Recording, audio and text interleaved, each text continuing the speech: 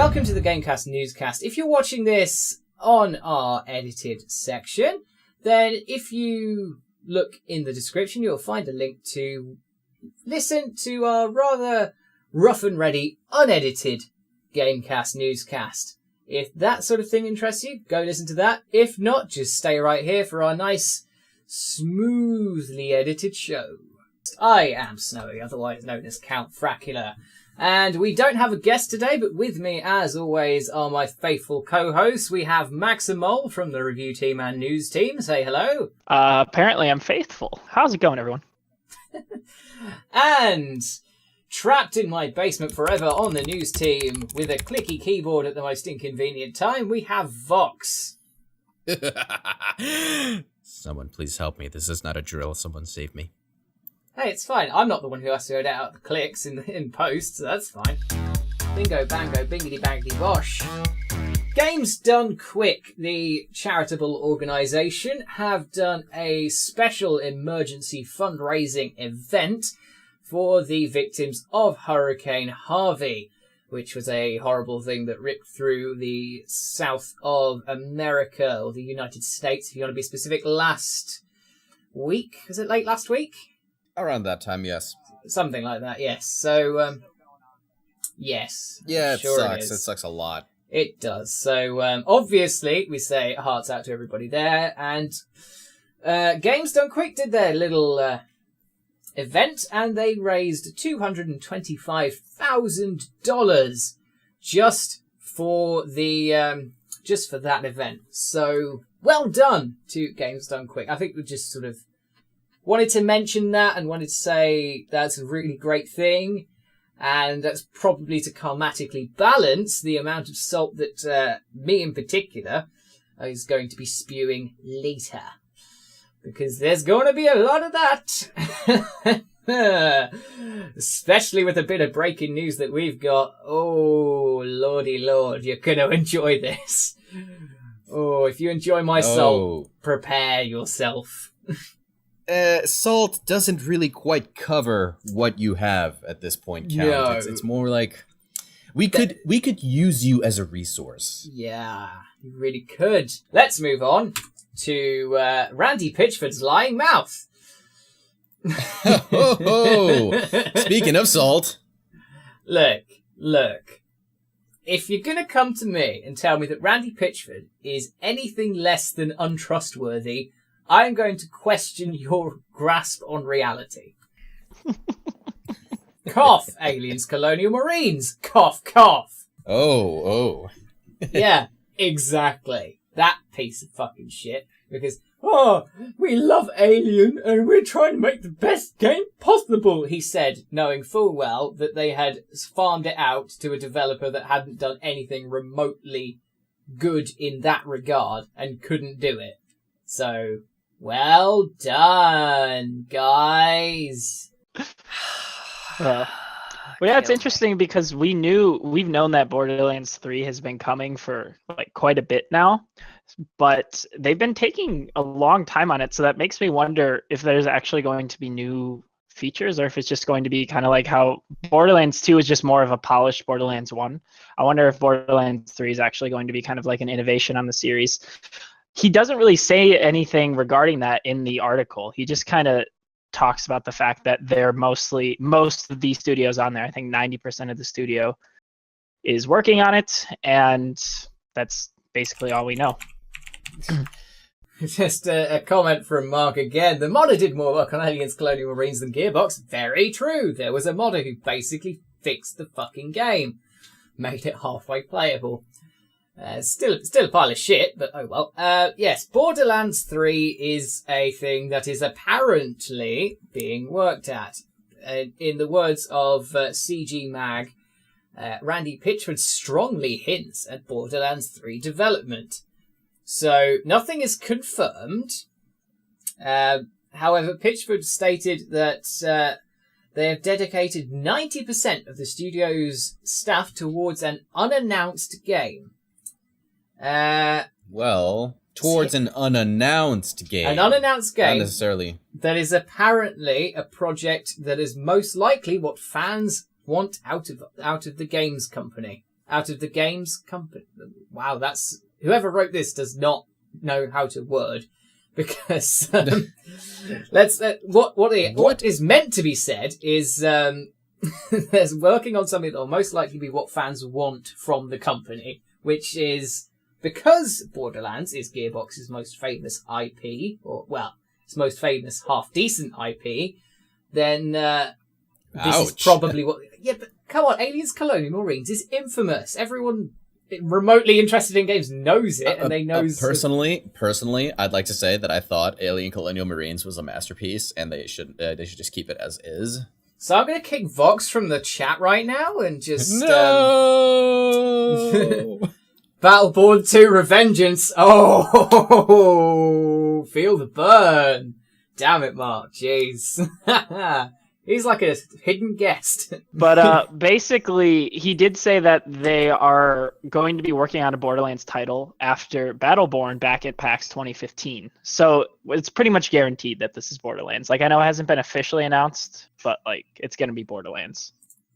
You say that, but this is Gearbox. It might not be. For all we know, it could be another Aliens game. Do you know what? I would laugh so fucking hard if that were true. I really want that to be true. That'd be amazing. Just Borderlands, Aliens, Colonial Marines 2. have it as a stupid, like one of the stupid subtitles as well. Like Aliens, Colonial Marines 2, Revengeance. Yes. And then it's actually good. Yeah. That would be the really best thing. surprising. Yes. That would win it. That would just win everything. It's not gonna happen. It's gonna, yeah, you're right. It is gonna be Borderlands because it's the only thing that Gearbox makes that anyone cares about. And if you say you care about Battleborn, you're lying. I know people that love Battleborn, actually. Well, Believe it or not. Battleborn lost quite heavily and it went free to play and it's just like dead now. Yeah. Like, you can autopsy I mean, that so is game. Lawbreakers, It's so but that's still coming out with stuff. Yeah, I actually want Lawbreakers to do well, though. I know, I looked at I still saw don't get Lawbreakers that. and I thought it looked interesting. And then it came out and it was just completely dead on arrival for no reason. Right? And it's $30 too, and it got all the critical acclaim and critical coverage. A lot of it was acclaim, but there were some negative reviews. But then it's $30 too, and like everyone knew about it. You know what I mean? There's no reason like it should be doing that well. I don't get it. I have no idea why it's not doing well. Overwatch. Yeah, pretty much. Let's be fair, it's Overwatch. Yeah. It's no other reason. It's a shame, admittedly, that it's Overwatch. No, it is. But It is. Yeah, Overwatch. I actually have Overwatch. I played Overwatch. I enjoy Overwatch. Surprisingly. Yeah, Overwatch is great. Anyway, so let's move on to Mario. Apparently, in Super Mario Odyssey, Mario is no longer going to be a plumber for some reason, even though he's still wearing a stereotypical plumber's uniform. Why? Yeah, You just took away. I mean, they didn't take away his main job, but he is a plumber. We've known him as a He's plumber. been made Why redundant. just say? They say he's used to be a plumber. Now he just does all the cool things, like tennis or baseball or soccer or car racing, according to his bio. Yes, specifically, they changed his profile on whatever this is. Presumably, on Nintendo of Japan's website, they have profiles for various characters, which is a bit odd. And the profile now reads, all around sporty, whether it's tennis or baseball, soccer or car racing, Mario does everything cool. As a matter of fact, he also seems to have worked as a plumber a long time ago. Which means he's no longer plumbing the depths. Oh wait, he's definitely plumbing the depths of content, because, let's be honest, those games have dried up a long time ago in terms of ideas. Shots fired. Come on, the last Mario game to do anything remotely innovative was Mario Galaxy. And if you say Super Mario Maker, no, they just gave you a toolkit. Love Galaxy. Galaxy is a really good game. I've played a lot of that, but yeah. Yeah, that game's amazing. But I think Odyssey is going to be the next step in that. Because, the Wii U kind of fell off in terms of, I know the Mario games weren't awful on there, but they were just kind of your generic Mario games. Yes, nothing that came out I guess on the Wii U multiplayer was, their big expansion thing. But the big innovation. Yeah. Mario not being a plumber and them updating his profile, it just kind of seems like, the classic old guy who's trying to be cool again. Yeah, it feels like they're doing that to him. Hey guys, I'm totally hip and happening. Look at me listening to all the... stop. You sound like an old person. All the hippin' and the hoppin' music. Yes, I love those things. Please. Can we censor count? This is too much. It hurts. I don't get the art style of this game because it's going... realistic in massive quotation marks because the character that's standing next to Mario in the screenshot on screen at the moment looks like he's 2 feet taller. He's 2 feet he's a good sort of 3 feet taller, and he also looks a bit like a Unity stock asset to me. I know he's probably not. In fact, he's almost definitely not, but that's what he looks like. To be honest, it just looks like they took Mario and slapped him into GTA. That's what it looks like. Pretty much. Does look like that. I remember when Odyssey was first revealed, everyone was wondering, why the hell he's shorter than everyone else. I still wonder what they're doing with this. I'm also very concerned about the whole possession aspect that they're going for, and the kind of existential horror that comes with actually thinking about that for more than a nanosecond. That was addressed too, if I'm not mistaken. I'm pretty sure they said it's not technically, possession. It is. I don't remember what they said. Possession of their bodies, they'll be behind their eyes, silently screaming, going, "What's happening?" Ah! And their body doesn't do what they want it to do. Someone else is controlling it. Uses it to grope a princess. Wait, what? What's going on? I'm just got confused. Oh, okay. We went somewhere with that one. The way you're describing it, no, it does sound a lot like possession. In fact, if I have to go, a little deeper here, that sounds a hell of a lot like demonic possession in before Mario's actually a demon. Wonderful. Gotta get the Doom guy after him then. Mario and Doom guy. Now that's actually a crossover I would play. That sounds like fun. Hashtag Doom guy for Smash Bros. But it gets so much more bloody. Oh, wait, that's a good thing. Oh, yeah. Yes, Mario is not a plumber anymore. He's gone on to bigger and better things, including roaming around with people of a disproportionate size and art style to himself. He now belongs in a really, really strange pulp 70s horror film. Moving on! What's happening? Ah! We're going to start the section known as Snowy Salt. This is a bit of salt that will simmer later on in the section, but it concerns WB, Warner Bros. And Shadow of Microtransactions. Clever. Oh, goody. Ah, dear. Because that's what it's covered in the Shadow of Microtransactions. So, basically, Shadow of War will launch fairly soon, and let's be charitable. It's not had the best PR recently, has it? It's been back and forth. Where did the other side go? I've not seen much positive things to say about Shadow of War since. Dude, Shadow of War is dope. It's really, really cool, fun game to play, and all the changes they're making are really awesome. Loot boxes. I know. Then there's that side of things. Oh, I know. But they've basically addressed everything. A sponsorship with a pizza roll company. Dude, so did Andromeda. Did you know that? I didn't know this. That's but not when a I moved positive home, thing.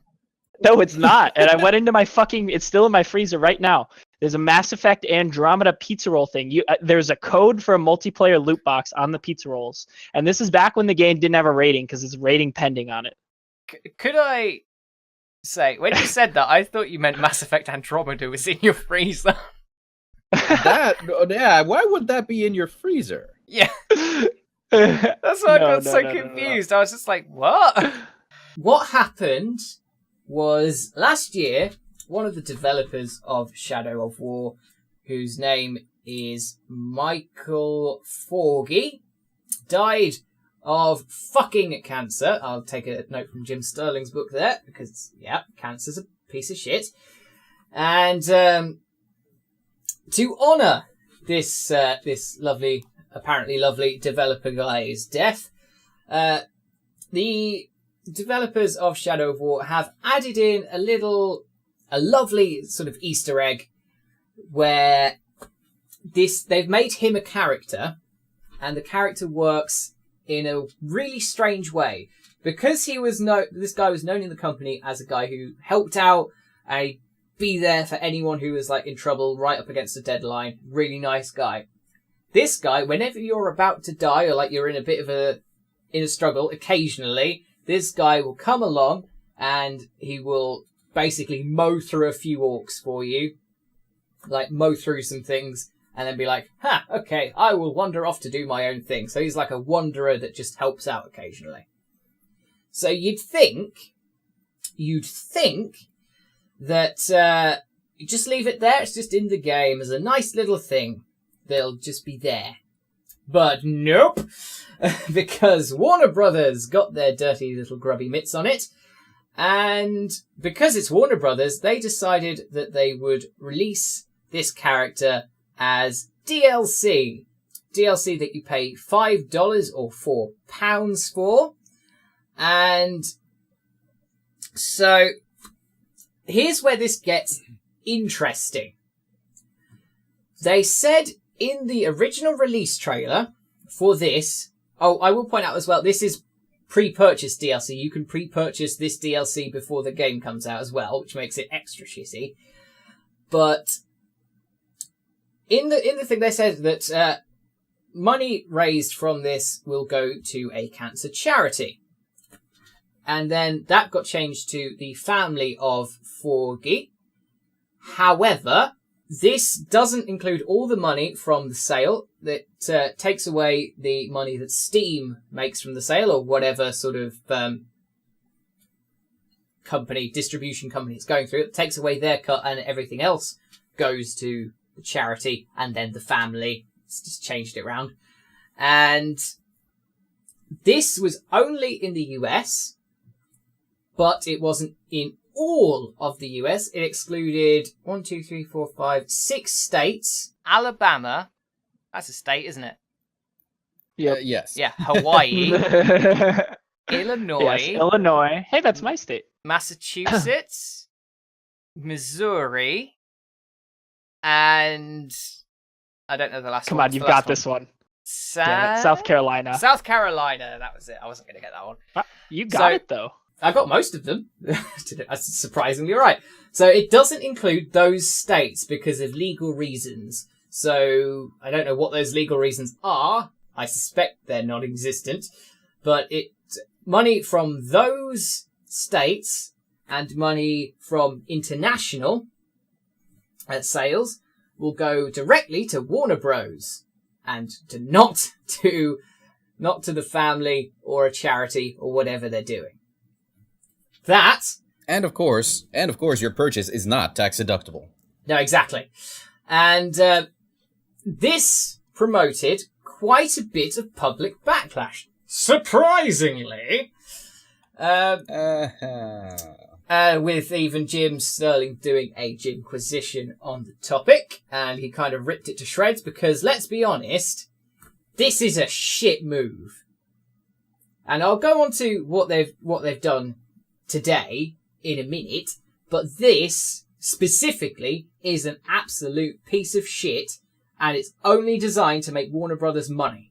Nothing else. It's like a good idea, then was noticed by the higher-ups and gone, ooh, we can make some money out of this. Money. And then they disguise it with like a nice thing, but the nice thing isn't nice enough because there's loads of other ways which they could make money out of the nice thing.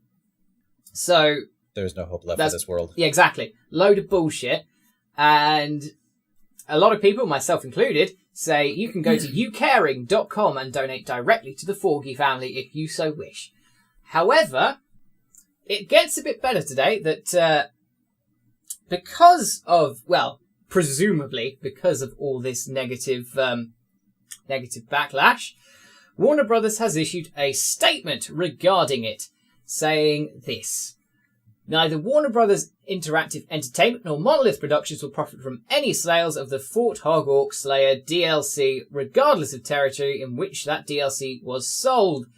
And that is basically saying that all of the money will go to a charity, a non-specified charity, or the family, which again, it doesn't specify, but it does say that Warner Brothers and Monolith will not get any of the money from this DLC.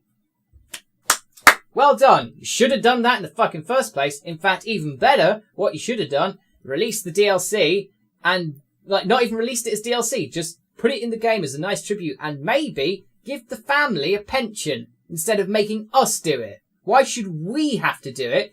Like, they've got a U-Caring. We can donate if we want to. Why should we have to do it on behalf of Warner Brothers? Well, like you said, it's that publicity and it's the money. It's just, it ended negatively because they handled it like fucking idiots. As Warner Brothers always do. They are terrible at this. Just universally terrible at this. They can't seem to do it correctly.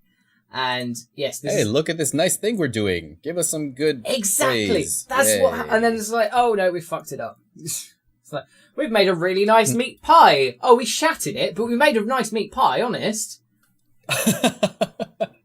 Why the meat pie analogy, though? Why the fuck? Why that? Not? Why not? So yeah, they this is them. This is Warner Brothers' MO. They have a nice thing, and then they just find a way to get bad PR out of everything somehow. I don't get it. I really don't get it, how they could just make everything bad PR. They had a real opportunity, especially after the amount of bad PR around Shadow of War, to get some good PR in. Yeah, but I guess at the end of the day, everything they do, like, they still have all these properties that make them a whole bunch of money in the first place, so they just know they can get away with it. Because, like, everyone's still going to buy Shadow of War. I know. I'm not saying it's better. I'm trying to justify why they do it. Mark is stating in the chat, a sticking pole into bicycle tire meme. Yes, that meme That fits is a perfectly. perfect exemplification. It really is. I think surely the AAA industry has got to reach a tipping point eventually where they do so many shitty things that people just stop dealing with it. Surely there is the great game crash of, what was that? The 80s, the late 80s. Yes. Yeah, yes. 1984, I think, actually, specifically. Oh, it's going to happen again. Maybe not on the same scale because gaming is more endemic than it was, but I think at some point people are going to get incredibly tired of what the AAA scene is doing. And it's going to go wrong for them. And we might see the end of big budget games for a few years. Possibly. Because there's still companies like CD Projekt Red. Yes, Keep there in are mind. still some good companies, but there are not all good companies. Yeah. Well, and then there's still all the Sony first-party titles that those will never die off, at least not this generation. All those big AAAs that people seem to like. But I don't know. Yeah. It's just kind of sick of the games industry pulling this bullshit. The AAA industry is just so annoying. That's why I love indie games. Yes, that's why I play mostly indie games. If I go onto my Steam library, hello, welcome to my Steam library, people on the stream. My most recently played, if I go to recent, Rock of Ages 2, Ultimate Epic Battle Simulator, Terraria, Parkitect, Sonic Mania. Those are games I've installed. Yeah, Rocket League, Planet Coaster, Space Engineers, Brawlhalla. Like, that's my most recently actually played, because installed comes up on recent. But yeah, there are no big, like, AAA games on this list, because I don't, like, Nier Automata, that's the only one on the sort of screen that I can see without scrolling. And I've not actually played that yet, it's just installed. So, yes, one bit of salt over with, let's move on to what is arguably gonna be worse. Oh, goody. You've been warned. Are we still in the middle of a snowy salt section? Oh, yeah. Oh, we're transitioning into the other part. Oh, yeah, we're transitioning from the good, like, the smaller amount of salt to the actually larger amount of salt. Echo, echo, echo. Destiny 2 has released today, or it will release today or tomorrow, depending on your time zone. And at the very last second, literally the very last second, in fact, the microtransactions, which I think we already knew were going to be a thing in Destiny 2, if I'm right. Yeah, because they're in the first game. Yes. However, instead of being just cosmetic, which is the general sort of microtransactions that I still hate but I tolerate, that rhymes, these microtransactions give you a gameplay advantage, making Destiny 2 pay to win. Fuck everything about this. Fuck the fact that it was announced, like, these elements were not announced before today. Like, literally... Well, it's not that these were announced, it's that people have, some reviewers and stuff have had access to the game since, I believe, Monday. So that's where this is coming out of. Yes, not even been announced then. It's been uncovered that this game is pay to win. That's even worse. They didn't even announce it. They're just like, no, it's fine. This game's got... Please don't. These microtransactions are... You're not guaranteed to get these pay-to-win items. You have a chance to get the pay-to-win items from the things you buy. What? What the flying fuck nuggets? Right. Let's have a look at this then. Oh, here he goes. Destiny streamer King Goliathon, which is not a good name, was inspecting the possible contents of bright engrams, which can be purchased for silver, Destiny's real money currency, at microtransaction store Eververse. You can get ability cooldown armor mods, which are a chance to contain an armor mod that decreases the cooldown of one ability and can affect super, grenade, or melee abilities. This is confusing. So it's a chance to contain. Yeah. So what else could it contain? So, I mean, probably Could you armor just get- mods that aren't as powerful, I would guess. Could you just get... Yeah, but they've not said that. They just Oh said- wait, no. Maybe the chance is arc, solar, or void. Maybe that's the chance. I This fucking is hope worded so. weird. This is worded ridiculously because, like, it makes it sound like you could get nothing. Oh, no, Like, I think I understand what it's trying to say. It's saying, look at the top. It says the possible contents of bright engrams include the following, which is ability cooldown armor mods, character stats armor mods, weapon stats armor mods, and elemental weapon mods, and then there's subclasses to those. But there's a chance to get these. And then there's a chance to get other I things. See. Right, so you pay for the bright engram, which could have one of those things in it. Precisely. It's still shit because it's a loot box! It's pseudo-gambling bullshit! The streamer's streamer's reaction face is in the second priceless. image is just the best. It's the best thing. The second image. Oh, his excuse face me. is just like, Yeah. oh, I hate everything. He's like, I'm accepting this. It's just like, oh, no. Oh, no, I've seen what's happening. Oh, It's dear. gambling boxes, exactly, Mark. It's Look at gambling his boxes. face. Oh, that face just says it all. It really does. How much does it cost? It costs 800 silver. How much does silver cost?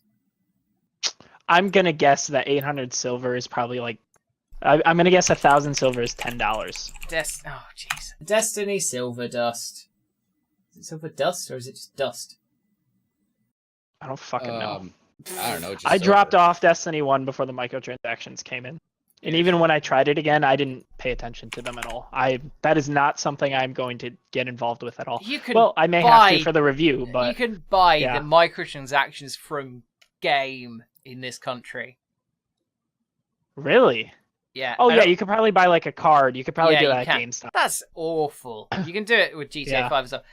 Yes, you are exactly bang on with the price. Actually, 1,000 silver is $7.99, which is $10. Sorry. I have no hype for Destiny 2. And I'm hurt. why on earth were you hyped for Destiny? I shouldn't say hyped. I'm excited for it though. Why? I'm excited for it. Because I enjoyed the first one a lot, and I have a lot of friends that play it, and we all just kind of get together and play it. I still enjoy like the combat and the gameplay and everything like that. It's just when it turns into the loot grind is kind of when I stop off. Like I'm still gonna get 50 or 60 hours out of the game, but after that, I don't know if I'm gonna keep playing it or not. But no, I really enjoyed the first one for what it was, even though there was a lot of shit missing, obviously. And I do kind of like the story in the universe. The lore is actually really interesting, believe it or not. The lore is great. It's just that none of it was in the fucking game. Great. So it's like Dark Souls, but done incredibly shitty. Exactly. And like I love Halo. You know, Halo's my baby, and Destiny does feel somewhat close to Halo's combat. Honestly, there are a lot of parallels you could draw to Halo. Like for example, having like your guardians, the ghost follows you around. It's like a thing talking to you in your head, like basically Cortana. There's still like the 3 races. Well, now there's more races, but when it launched, there's like the 3 separate races all vying for whatever they're vying for. It's interesting, actually, how similar the games really are. Shall we wrap up? Because I think we're done on Destiny 2, and my salt has officially You've dehydrated with the amount of salt you put out. I have. Oh no, I've seen what's happening. Oh dear. So, thank you very much for listening to this GameCast Newscast. I hope you enjoyed it. If you did, please give us a like, a subscribe, and a share, or something else, whatever you fancy. Please join in the discussion in the comments. If there's something that you agree with or disagree with, feel free to share your opinion. And by all means, offend us. I mean, don't do that. Just be civil. That'd be nice. Thank you. So I'd like to thank my co-host this week. I'd like to thank Maximo. Thank you for thanking me for having me on, Count. That's okay. And I'd like to thank Box as well. I love you. Good. As you should do. I'm training you well. You're what? Training you well. I have no comments. I don't want to encourage this behavior. Right, let's do self-promotion. Shameless self-promo. Where can we find you, Max? You can find me anywhere on the internet at Maximal, Maxemole. I am best contacted on Twitter or here in the public chat of the Discord, the GameCast Discord. Vox, where can you be found on the internet? Oh, on the internet. Well, you can find me on YouTube. Look me up at The Voice 106.7. You can find me at VidMe at The Voice 106.7. You can find me on Twitter at The Voice 106_7. And you can always find me on the Discord slaving away under Count's oppressive thumb. Indeed. And me. Me. That's what this show is all about. I'm joking, it's not. Oh dear. I can be found on Twitter at Snowy Duffield. I can be found on the GameCast Discord. I can be found on GameCast doing news, and soon I will be doing a launch day style show. It's called GameCast. Fuck everything. It's not called The that. release date. That's the one! GC release day! God, that's what it could be called. Yes, I'm doing that, and that will be out on Sunday to replace our Sunday news slot, because that slot is currently gone because Sixon is no longer doing the news because she doesn't have the time. And yes, I can also be found on Twitch at twitch.tv/metalnerddude, where I've been doing Terraria a little bit recently, and the VODs of that will be up on YouTube very soon. So thanks very much for watching this GameCast Newscast. I hope you all enjoyed it, and we will hopefully see you next time for some more newscasting, rambling bullshit. Say goodbye, everybody! Goodbye, everybody. Goodbye. Goodbye, Dr. Nick.